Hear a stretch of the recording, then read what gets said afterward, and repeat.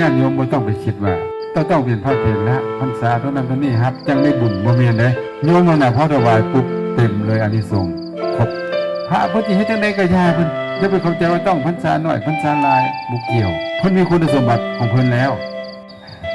เรื่องหัตถากฐินแม่นบ่คั่นน่ะมันเป็นจังซี่มันต้องมีองค์ประกอบเด้ผู้ที่จะทำนี่นะที่หนึ่งก็คือว่าต้องจำพรรษาล่ะจำพรรษาครบ3 เดือนบ่ขาดพรรษาแล้วก็ได้ภาวนาต่อพระสงฆ์อันนี้คุณสมบัติข้อที่1คุณสมบัติข้อที่2ต้องเป็นพระที่ฮู้วินัยฮู้จักกะฮู้จักตัดฮู้จักยิบฮู้จักย่อมฮู้จักการกฐินฮู้จักอนุโมทนาอะไรไว้ฮู้อันนี้สงหามัตติกาเปียทำนองนี้นะหมายความว่าฮู้เกี่ยวกับผ้าได้ดีข้อที่3นี่พระองค์นะพระที่มีผ้าเก่าๆผ้าเก่าคนหมู่มีสิทธิ์ใน3ข้อนี่นะข้อที่1นี่ถือว่าเหมือนกันเพราะพระ10 องค์เลยนะจำพรรษาเนี่ยบ่ขาดพรรษาทั้ง10 องค์ถือว่าเสมอกันวันนี้คัดข้อที่2มาเนี่ยข้อที่2นี่เบิ่งวินัยเกี่ยวกับวินัยแล้วอันนี้บ่สำคัญปานใดวินัยตัวนี้นะเพราะว่าเฮ็ดบ่เป็นก็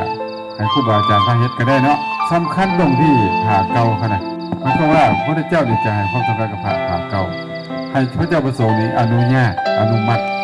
ให้พระองค์ใดที่มีผ้าเก่าๆหมายความว่ามาคัดเลือกกันเขานะ